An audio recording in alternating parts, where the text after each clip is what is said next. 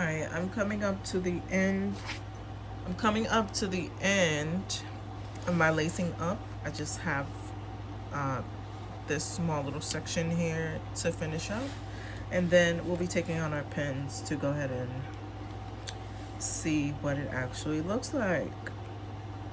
So again, no, I did not show the full lacing of the video. I believe I have other lace up videos that actually shows you the actual technique of lacing.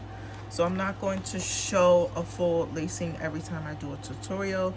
It's just pretty much a walkthrough on the steps that I take to make this, because a lot of people think it is an actual pattern when actuality it is just the technique of it. So I have never seen anybody use an actual mannequin head to make a lace hat. I've seen lace hats, but I have not seen one made this way. So I've bought hat patterns that I was going to try, and then just kind of figured that I can just use a usual head mannequin, because lace can be very, very free-forming. So that's where people get it a little confused with free-forming and lacing, but it is a bit of a big difference. Free-forming is more pieces are more squished together, where you don't have to use a lacing technique, but lacing is, of course, for it to be lacy, for it to be semi-see-through. So that is the difference between the free-forming and lacing. So I use a form of both, because some of my pieces that I do make are freeform port pieces and or projects. Sometimes I just go, I'll see something and I just have to make it. So that's pretty much what I did with this hat here. And I wanted it to be able to cuff to my head again, because I'm not really a hat person per se. And or if I have, straight back braids, or I want something different to add a little style, then I could just throw on my Irish lace cap. So I'm gonna need to make one in about every color. So thank goodness I did do this blue, because it is not a custom for someone. So this can be for myself.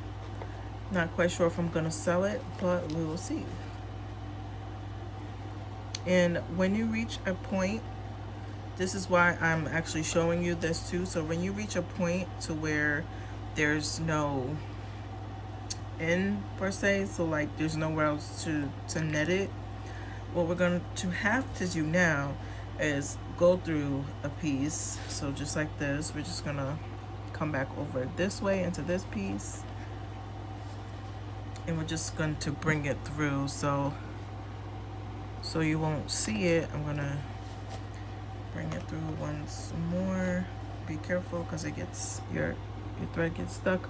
So I'm just gonna go right through this piece and into the next side where I have to lace up. So that would be here.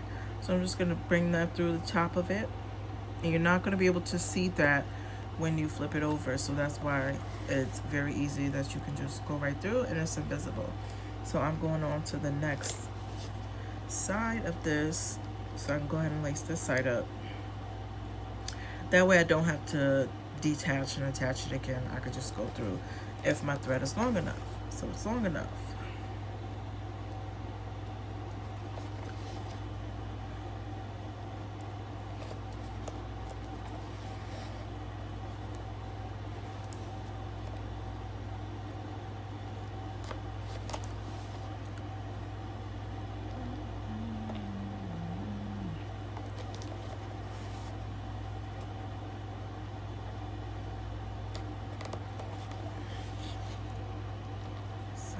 To take this last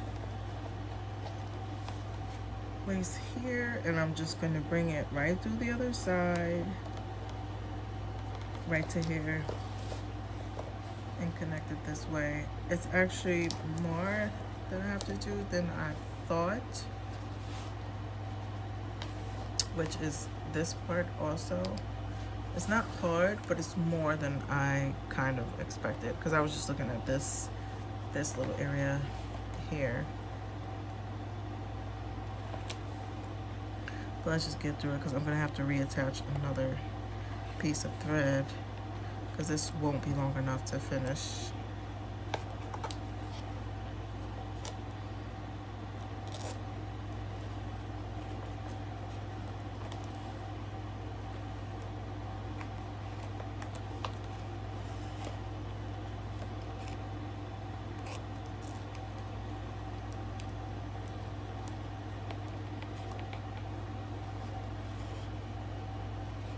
So let's remember to go on the top of your piece. We're only going through the top, not so more of the side, more of the top, so that you don't see each and every stitch on the reverse side.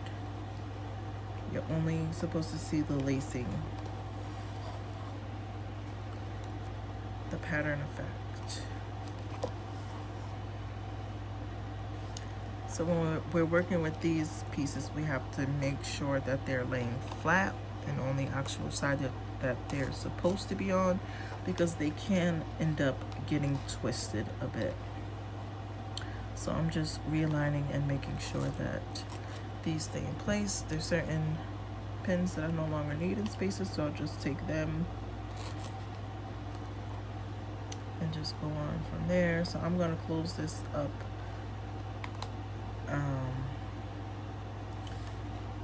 Should I don't know which way I should go, but I'm just gonna keep going up.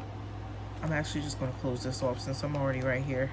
It's kind of hard to determine which way you want to go, but since I am only at a little bit of thread, I'm going to go ahead and go this way down into here, and then I'll continue on to this. That way I'll have enough and I won't have to keep going back to smaller spaces.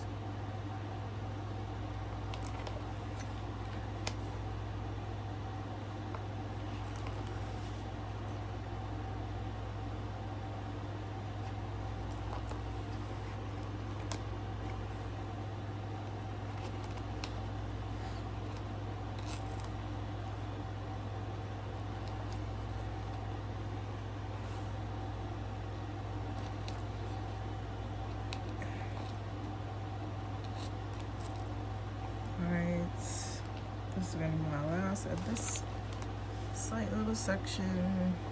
I'm just gonna grab this and then twist it, come on through this middle piece. And then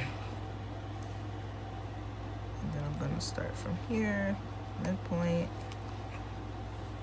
and I can leave the circle blank. I don't have to go into this with the lace, but I actually am.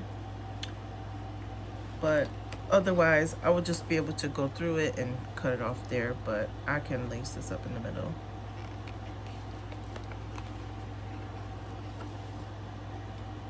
And that's just what I mean by just putting that pattern inside of that circle.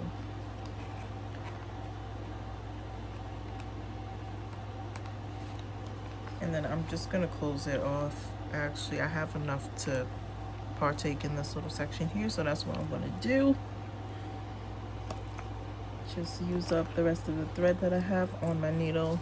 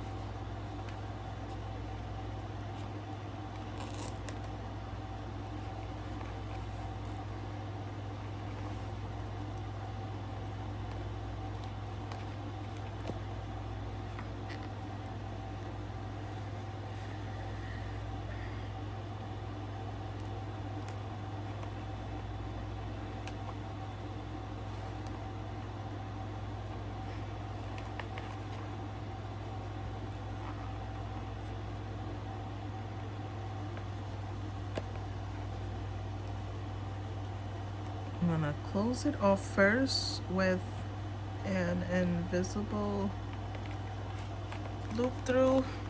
I don't know what it's called, but that's what I call it. So pretty much just tying it off with this little bit of thread I have left, and that's just going back and forth between these same stitches.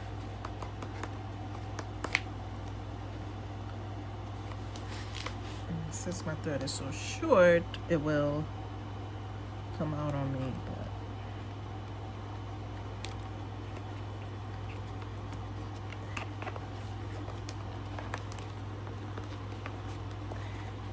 and there it's locked, and I can just cut it off from there. Now I'll just have these two smaller sections left, which is here and this little section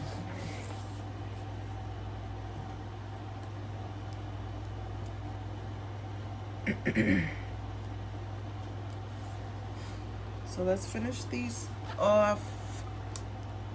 I'm gonna make it long enough so that I can maybe go through a piece. I'm not sure if I'll be able to do that as I have a lot, but I might be able to surf my way through. So I'm going to start, I guess I'll just start right here. It doesn't really matter. So I'll go into this piece.